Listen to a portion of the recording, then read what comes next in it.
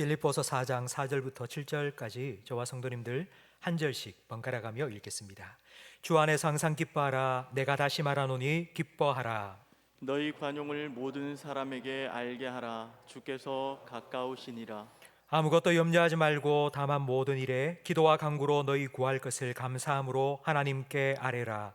그리하면 모든 지각에 뛰어난 하나님의 평강이 그리스도 예수 안에서 너희 마음과 생각을 지키시리라. 아멘. 아멘. 파스칼은 지구의 중력의 법칙이 있듯이 인생에는 행복의 법칙이 있다고 말했습니다. 중력의 법칙은 지구에서 우리가 무엇을 떨어뜨리든 지구의 중심을 향하여서 떨어진다는 겁니다. 근데 행복의 법칙은 무엇이냐면 사람이 하는 모든 행동의 초점은 행복이라는 것입니다. 심지어 스스로 극단적인 선택을 하는 사람도 자기의 행복을 위해서 그렇게 하는 것입니다. 고통과 슬픔을 위해 살아가는 사람 없습니다. 모든 사람들은 다 행복을 추구하고 기쁨을 원합니다. 하나님께서 사람을 그렇게 만드셨기 때문입니다. 하나님께서 자기 형상대로 사람을 만드시고 그 사람을 위해서 에덴 동산을 조성하셨습니다. 에덴이라는 이름의 뜻은 기쁨, 그냥 기쁨이 아니라 지극한 기쁨입니다. 하나님이 기뻐하시는 사람, 하나님이 주는 기쁨을 누리며 살 수 있도록 기쁨의 동산 에덴 동산을 만드셨습니다. 하지만 죄로 인해 에덴에서 쫓겨난 후 사람은 기쁨을 잃어버렸습니다. 예수님께서 이 땅에 오신 이유는 우리를 구원해 주시기 위해서입니다. 근데 예수님께서 우리에게 주신 구원은 다른 말로 하면 기쁨의 회복이요 에덴의 회복입니다. 요한복음 15장 11절 말씀에 예수님께서 이렇게 말씀하셨습니다. 내가 이것을 너희에게 이름은 내 기쁨이 너희 안에 있어 너희 기쁨을 충만하게 하려 함이라. 예수님께서 하나님 안에서 누린 그 기쁨을 우리도 다시 회복하여 누릴 수 있도록 예수님께서는 여러분에게 찾아와 주시고 여러분을 구원해 주셨습니다. 예수 믿고 구원받은 우리 그리스도인들에게 반드시 나타나야 될 특징, 그것을 갈라디아서 5장 22절은 성령의 9가지 열매라고 소개합니다. 성령의 9가지 열매, 그 첫 번째 사랑이고요, 두 번째는 희락입니다. 사랑이 가장 귀한 것이죠. 그런데 그에 못지않게 두 번째로 성도들의 삶에 나타나야 될 성도의 특징, 두 번째는 기쁨입니다.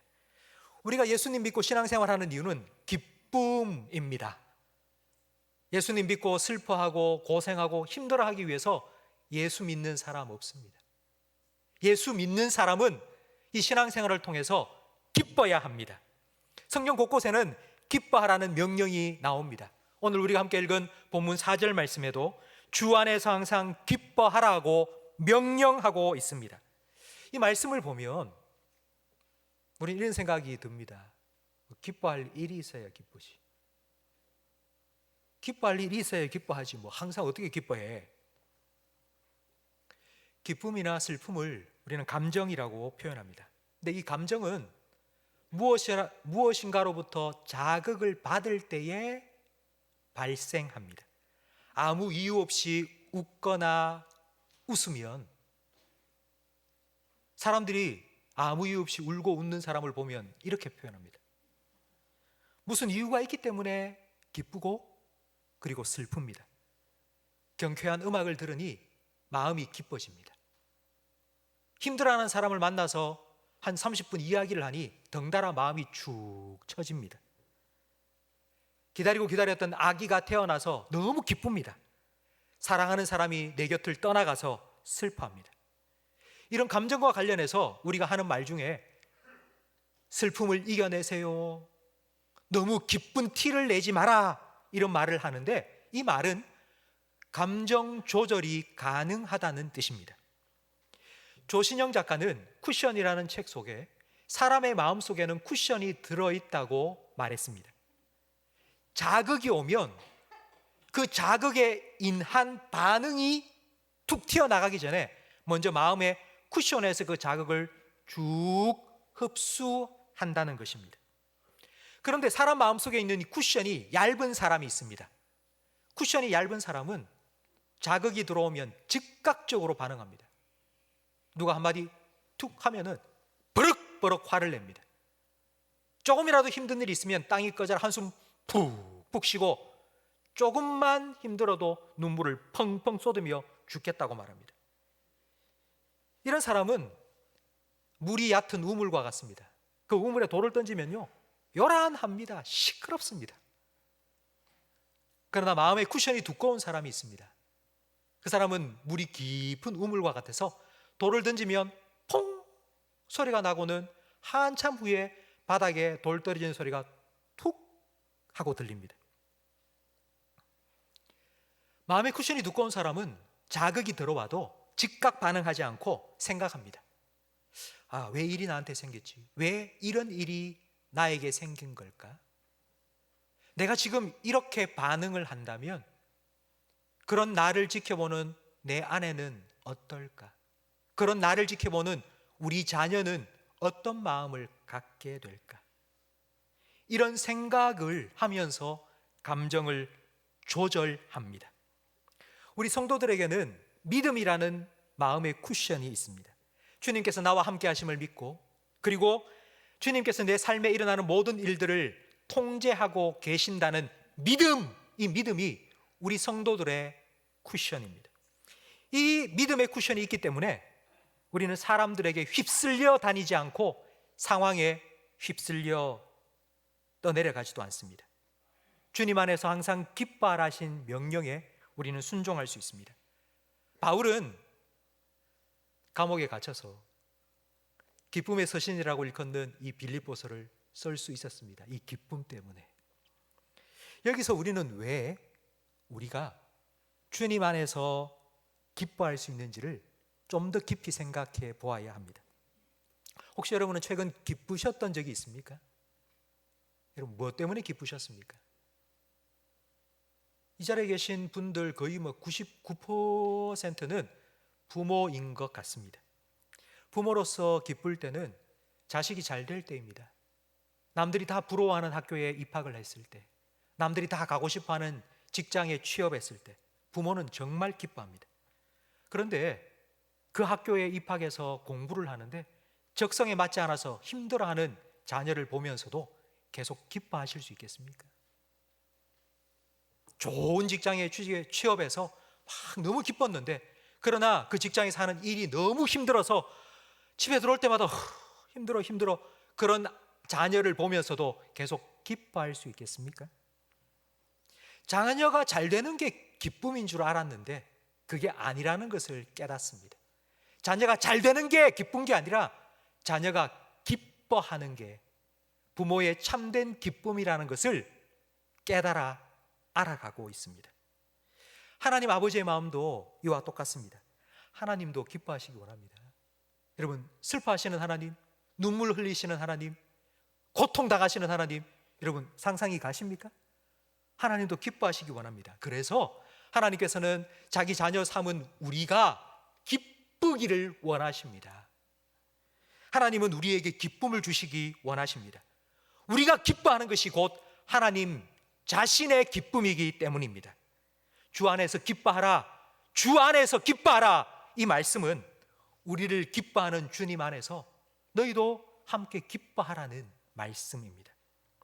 저는 이것을 제 첫 아이를 낳았을 때 깨달았습니다. 누워있는 아이, 요만한 아이, 그 아이를 딱 보고 있으면요 제 안에 영혼이 쑥 빠져나와서 그 아이 속으로 쑥 들어가는 것을 저는 정말 많이 경험했습니다. 제 모든 것이 그 아이 속으로 쑥 들어가는 거예요. 저는 제가 내뱉는 숨, 혹시 그 아이가 들이마실까 봐 아이에게 가까이 갈 때는 숨도 쉬지 않았습니다. 그리고 숨 내쉬고 아무것도 하지도 않고 아무 말도 하지 못하는 저 요만한 아이, 누워만 있는 그 아이를 보면서 얼마나 기뻤는지 모릅니다. 근데 그런 아이가 점점 자라면서 어떤 짓을 하기 시작하고 이상한 말을 막 내뱉기 시작하면서 마음을 막 긁어놓기도 했는데요. 그때 아이가 처음 태어났을 그때를 저는 떠올렸습니다. 아무것도 하지도 않고 그냥 누워있는 너. 나는 너를 보면서 너의 존재 자체만으로도 나는 너무 기뻤었다. 그 생각을 하면 마음에 막 이렇게 올라오던 마음이 한순간 스르르 하고 녹아졌습니다. 저는 이렇게 자녀를 보면서 저를 바라보시는 하나님 아버지의 마음이 어느 순간 갑자기 느껴졌습니다. 그러니까 내가 뭘 해드려서 하나님이 기뻐하시는 게 아니에요. 내가 기도를 많이 하고 내가 성경을 1독, 5독, 10독을 해서 제가 뭐 목회를 잘해서 교회를 부흥시켜서 그렇게 하나님이 저를 기뻐하시는 게 아니고 그냥 저 때문에, 그냥 내 존재 잣대 때문에, 그냥 나를 보면 그냥 내가 너를 잠잠히 사랑한다고, 내가 너를 생각하면 흥얼흥얼 즐거운 노래가 나온다고, 나는 너를 기뻐한다고, 그 하나님의 마음이 느껴졌습니다.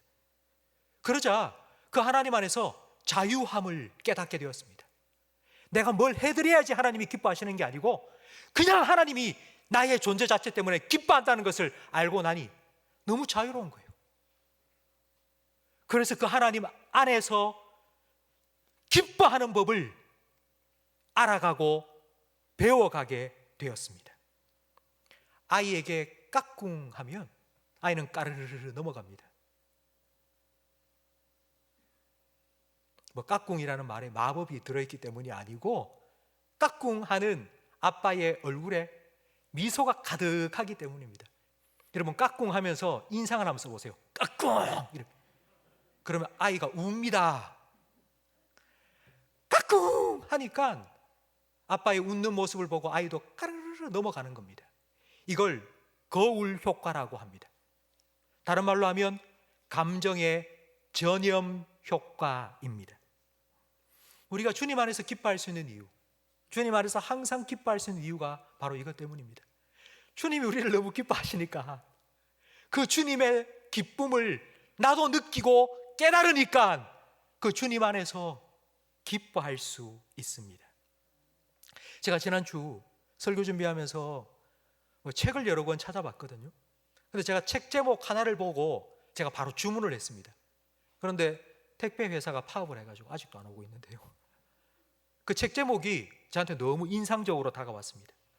그 제목이 무엇인가니? 예수는 믿는데 기쁨이 없어서. 이 책을 쓴 사람은 마이크 메이슨입니다. 그는 태어날 때부터 전성적으로 아주 어두운 성격을 가지고 태어났다고 합니다.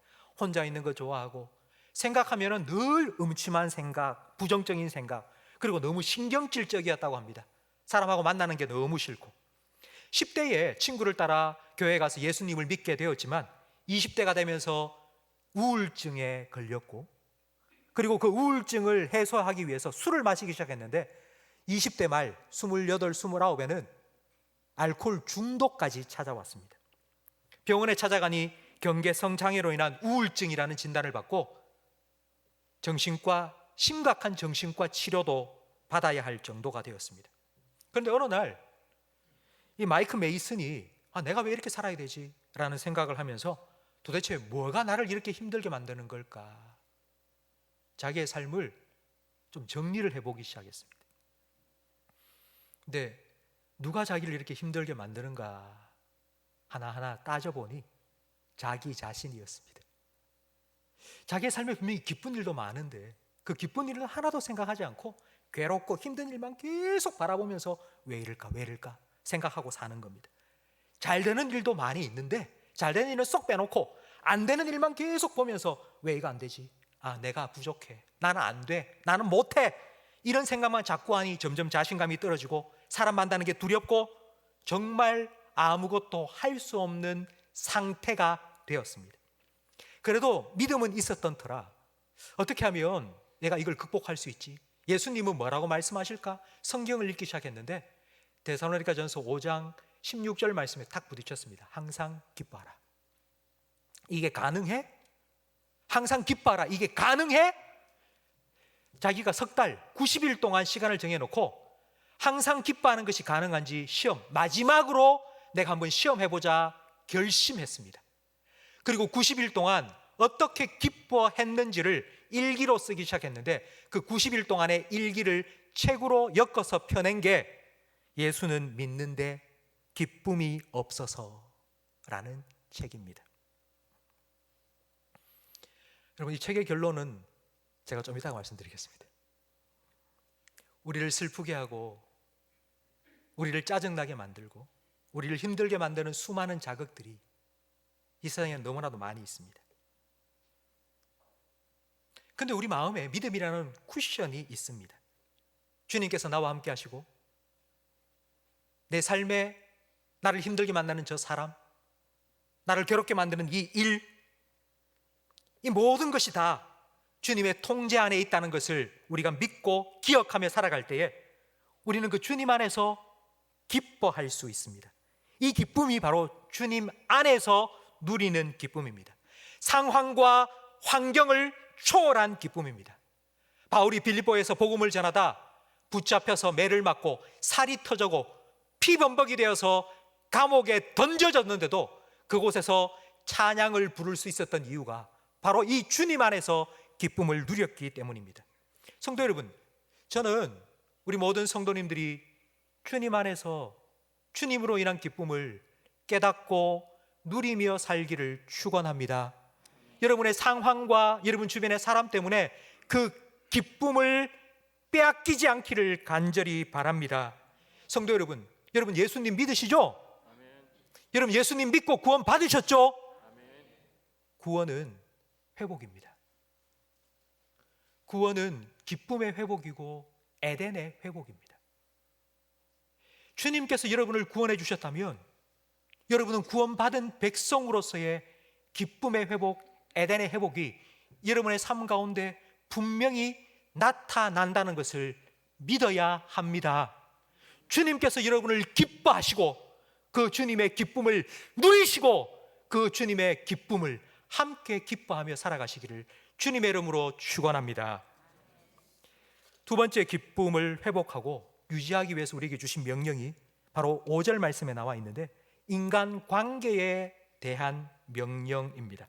너희 관용을 모든 사람에게 알게 하라. 우리는 다른 사람들과 연루되어 있습니다. 연루되었다는 말은 서로 영향을 주고 받는다는 뜻입니다.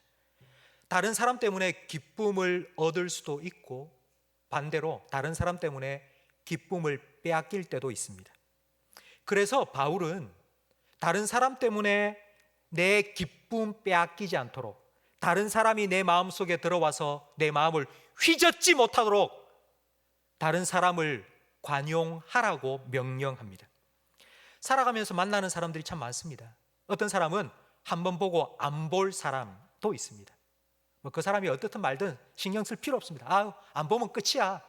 그러나 그렇지 않은 경우도 많습니다. 어쩔 수 없이 계속 만나야 되는 사람도 많이 있습니다. 계속 만나야 되는 그 사람 만날 때마다 진짜 나하고 안 맞아. 진짜 나하고 안 맞는 것 같아. 보기만 봐도 짜증나, 힘들어. 여러분, 만약 이런 생각을 한다면 여러분 마음에는 관용이 없기 때문입니다. 관용은 그 사람의 있는 모습 그대로를 받아주는 것입니다. 나하고 안 맞는 모습, 그게 그 사람이라고 인정하고 그 사람을 품어주는 것입니다. 기분 좋을 때 한번 그렇게 하는 게 아니고요, 계속해서 그 사람을 품어주고 인정해주고 받아주는 것이 관용입니다. 하나님께서는 무조건 우리에게 관용을 베풀어라 명령하지 않으셨습니다. 하나님께서 먼저 우리를 관용해 주셨습니다. 로마서 9장 22절 말씀을 함께 읽겠습니다. 만일 하나님이 그의 진노를 보이시고 그의 능력을 알게 하고자 하사 멸하기로 준비된 진노의 그릇을 오래 참으심으로 관용하시고. 하나님께서는 우리를 오래 참아주셨어요. 그리고 자기 아들 예수님의 십자가로 우리를 덮어주셨어요. 하나님의 사랑의 품 안에 우리를 품어주셨어요. 이 하나님의 은혜를 받고 깨달은 사람이 다른 사람을 관용할 수 있습니다. 은혜를 받은 만큼, 은혜를 받은 용량만큼 다른 사람을 관용할 수 있는 용량도 커집니다. 은혜를 요만큼 받으면 다른 사람을 품을 수 있는 마음도 요만큼 받게 되지 않고요. 하나님의 은혜를 이만큼 깨달은 사람은 이만큼 품어줄 수 있습니다. 성도 여러분, 혹시 여러분 주변에는 여러분을 힘들게 만드는 사람 없습니까? 지금 여러분 옆에 여러분을 정말 짜증나게 만들고 보기만 해도 마음에 안 드는 그런 사람이 혹시 있습니까? 그 사람 품어야 합니다. 그 사람을 품어야 합니다. 품 안에 품어야지 안 보입니다. 못 품기 때문에 보입니다. 보이면 자꾸 생각납니다. 자꾸 생각나면 생각날 때마다 마음의 기쁨은 사라지고 마음의 평안은 깨집니다. 이게 바로 마귀가 인간관계를 통해서 우리를 공격하는 전술입니다. 인간관계는 매우 미묘하고 복잡합니다.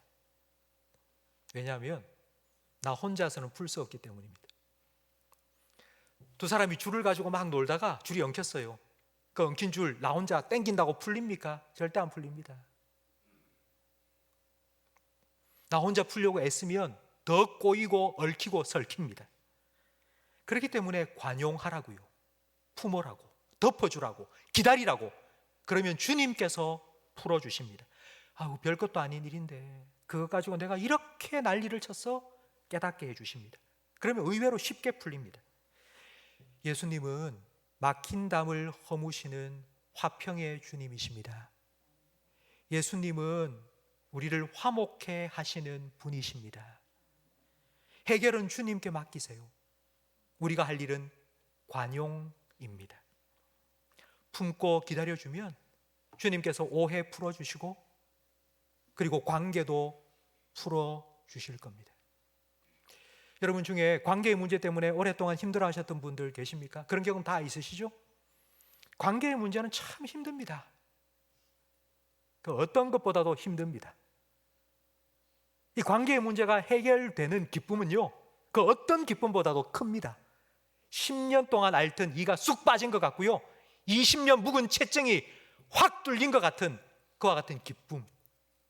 주님께서는 그런 관계 회복의 기쁨을 우리에게 주시겠다고 약속하셨습니다. 성도 여러분, 막힌 담을 허시는 예수님께서 여러분의 삶에도, 여러분의 관계 속에도 막힌 것 확 뚫어주셔서 관계 회복의 기쁨을 여러분도 누리게 되시기를 주님의 이름으로 축원합니다. 세 번째, 주님의 기쁨을 누리기 위해서 우리에게 주신 명령이 6절 말씀에 나와 있습니다. 기쁨의 가장 큰 장애물 중에 하나는 염려입니다. 염려. 기쁨과 염려는 상극입니다. 친구들하고 깔깔거리며 막 웃다가도 다음 주에 있을 기말고사 생각이 떡 나면 갑자기 얼굴에 웃음기가 확 사라져 버립니다. 가족들과 함께 휴가 가서 맛집에 가서 맛있는 거 시켜서 막 먹고 있다가도 내일 모레 출근해야 되네 생각하면 갑자기 밥맛이 뚝 떨어집니다. 염려가 스며들어오면 기쁨은 빠져나갑니다.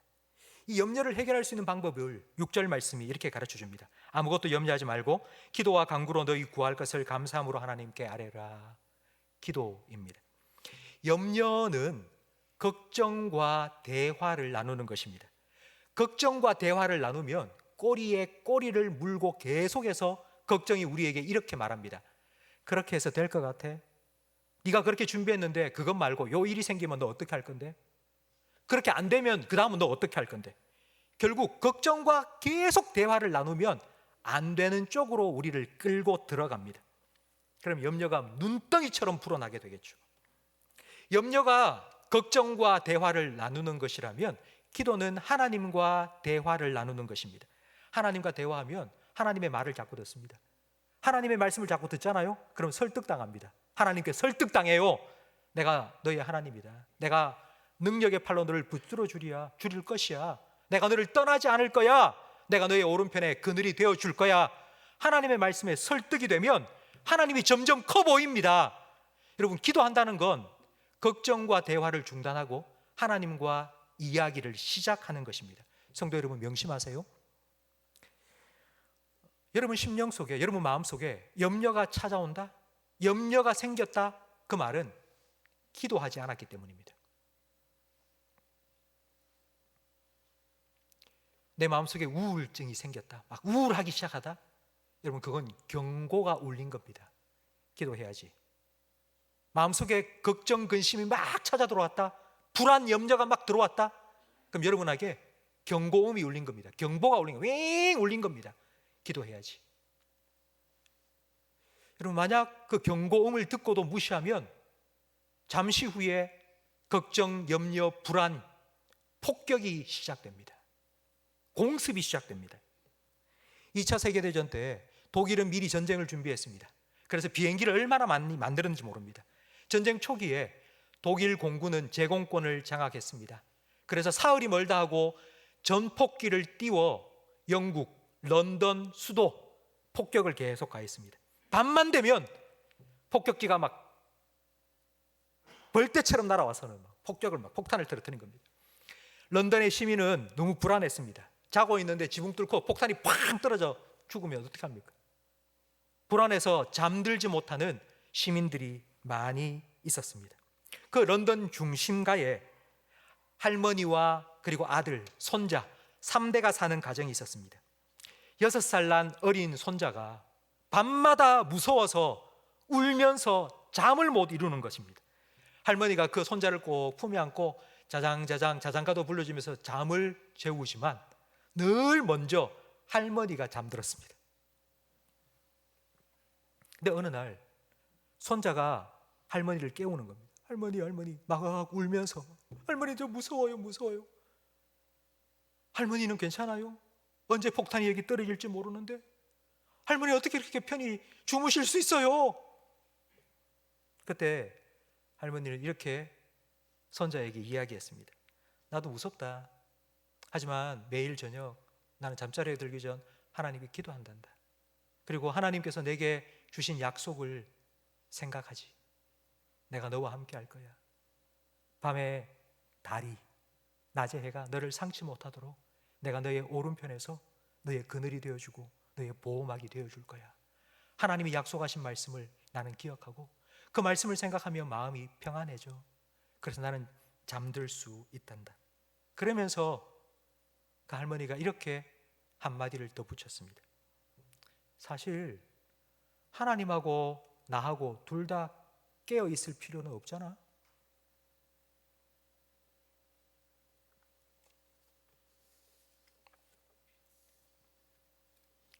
성도 여러분, 하나님은 졸지도 주무시지도 아니하시고 여러분을 지키시겠다고 약속하셨습니다. 하나님이 여러분 깨어 지키고 계신데 여러분까지 같이 깨가지고 제대로 하고 계시나, 뭐 하고 계시나, 여러분 그 깨어가지고 걱정 염려하면서 잠 못 들 필요가 없습니다. 여러분 염려, 걱정 하나님께 맡기세요. 하나님께 기도로 맡기세요. 그러면 그렇게 하나님께 맡긴 사람에게 하나님께서는 7절의 약속을 주십니다. 그리하며 모든 지각에 뛰어난 하나님의 평강이 그리스도 예수 안에서 너희 마음과 생각을 지키시리라. 지구의 70%는 바다입니다. 바닷물이 참 많습니다. 근데 바닷물이 많기 때문에 그 바다를 항해하는 배가 전부 가라앉지는 않습니다. 바다에 가라앉는 배는 그 바닷물 중에 0.00001%가 들어왔기 때문에 가라앉습니다. 이 세상의 걱정거리, 염려거리는 바닷물보다도 더 많습니다. 그런 걱정거리, 염려거리 때문에 우리 인생이 망하고 우리 인생이 침몰하고 그런 일 생기지 않습니다. 왠 줄 아세요? 하나님께서 여러분의 마음과 생각을 평강으로 지켜주시기 때문입니다. 여러분, 이 평안을 느끼신 적이 있으시죠? 다른 사람들이 보면 이해가 안 돼요. 아니, 저 사람은 어떻게 저런 상황에서도 저렇게 평안할 수가 있어? 아니, 저 사람은 어떻게 저런 상황인데도 저렇게 태연하게 살 수 있지? 이해가 안 돼요. 근데 여러분, 그런 평안을 느끼면요, 온몸에 전율이 쫙 돋습니다. 아, 이게 하나님 나와 함께 하시고 나를 지켜주시기 때문이구나. 그러면 그 평안함 다음에 기쁨이 찾아옵니다. 그래, 하나님이 나와 함께 하시고 하나님께서 나를 지켜주시지. 그 하나님 때문에 기쁠 수 있습니다. 세상의 염려가 여러분 마음속에 휘집고 들어와서 이 기쁨을 빼앗아가지 못하도록 하세요. 염려가 스물스물 기어 들어오면 그거 가지고 하나님 앞에 나아가서 여러분 다 토해 놓으세요. 그리고 주님과 함께 기뻐하시고 주님 안에서 기뻐하며 사세요. 제가 앞에 소개해드렸던 책, 마이크 메이슨이 쓴 예수는 믿는데 기쁨이 없어서 90일 동안 기쁘게 살겠다, 내가 기뻐해 보겠다 결단을 하고 일기를 썼는데 그 일기의 결론이 무엇이냐면 우울증이 사라졌다 입니다. 그러면서 그는 두 가지 결론을 내립니다. 마이크 메이슨이 기쁨의 훈련을 90일 동안 하면서 깨달은 두 가지 결론. 첫 번째는 기쁨은 근육과 같다. 처음에 한 10일 동안 20일 동안 기뻐하는 게 너무 힘들었답니다. 자기는 평생을 30이 넘을 때까지 평생을 늘 힘들어하고 이러면서 살아왔는데 기뻐하려고 하니 어떻게 기뻐해야 될지를 모르겠다는 거예요. 그러면서 하는 말이 근육을 쓰지 않고 가만히 있으면 근육이 다 줄어듭니다. 근육이 다 빠져버립니다. 안 쓰니까 빠져버릴 수밖에요. 아, 내가 기뻐할 수 없는 이유는 내가 안 써서 그렇구나. 하자 팔굽혀펴기 하고 스쿼트 하고 하듯이 열심히 기쁨의 근력을 키우기 시작하니까 50일이 되고 70일이 되고 90일이 되니 모든 것이 기뻐진다는 것을 느낀 거예요. 다시 원상태로 돌아가지 않기 위해서 내가 이 기쁨을 그만두면, 내가 기쁨의 훈련을 멈추면 나 다시 돌아갈 것 같아. 다시 내 근육 쏙 빠질 것 같아. 안 될 것 같아. 근력 나 계속 키우겠다고 그는 결정하고 지금까지도 기쁨의 훈련을 계속하고 있습니다. 또 하나, 기쁨은 호흡과 같다. 호흡은 들숨과 날숨이 번갈아 이루어집니다. 계속 숨을 들이쉬면 죽습니다. 계속 숨을 들이쉬는 건요, 나의 기쁨을 계속하여 추구하며 사는 겁니다. 계속 내 기쁨, 남이 어떻게 되든 말든지 나만 기쁘면 돼. 이러다가 죽습니다. 그러니 내뱉으세요. 기쁨을 받았으면, 누렸으면 뱉으세요. 기쁨을 전하세요. 기쁨을 나누어 주세요. 기쁨을 퍼뜨리세요.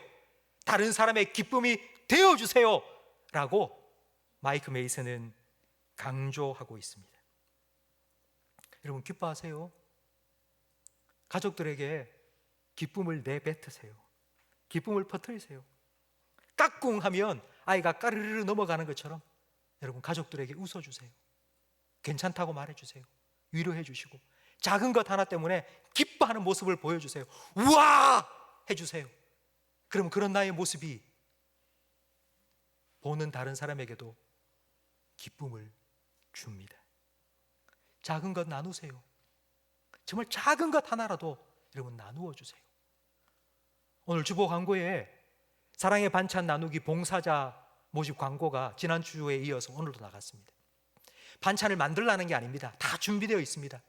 그냥 여러분 지역에 반찬이 필요한 분이 계시면 보시고 오셔서 가지고 가셔서 전해주고 그냥 집에 가시면 돼요. 1시간도 채 걸리지 않습니다. 여러분 그런 작은 기쁨을 좀 나누어 주는 일에 여러분 한번 뛰어들어 보세요.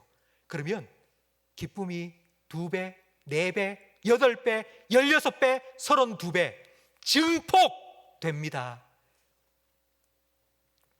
우리는 늘 하나님의 뜻이 우리의 삶에 이루어지게 해달라고 기도합니다. 주의 뜻이 하늘에서 이루어진 것처럼 땅에서도 내 삶 가운데도 이루어지게 해달라고 늘 주기도문 기도하고 있지 않습니까? 그렇다면 여러분 하나님의 뜻이 뭘까요? 여러분을 향한 하나님의 뜻은 무엇일까요? 성경에 기록된 가장 분명하고 명백한 여러분을 향한 하나님의 뜻, 우리 함께 데살로니가전서 5장 16절 말씀을 읽겠습니다. 항상 기뻐하라, 쉬지 말고 기도하라, 범사에 감사하라. 이것이 그리스도 예수 안에서 너희를 향하신 하나님의 뜻이니라. 아멘. 여러분을 기뻐하시는 하나님 안에 거하세요. 그 기쁨을 빼앗는, 여러분의 기쁨을 빼앗는 사람이나 일을 만난다면 하나님께 다 쏟아놓고 기도하세요. 하나님께서 그 기도에 응답하셔서 여러분의 모든 일들을 합력하여 선으로 바꾸어 주실 것이라는 것을 여러분 기대하며 사세요. 주님 안에서 주님이 주시는 기쁨을 항상 누리며 살아가시기를 축복합니다. 항상 주 안에서 기뻐하며 살아가시기를 축원합니다. 이게 여러분을 향한 하나님의 뜻입니다. 성도 여러분,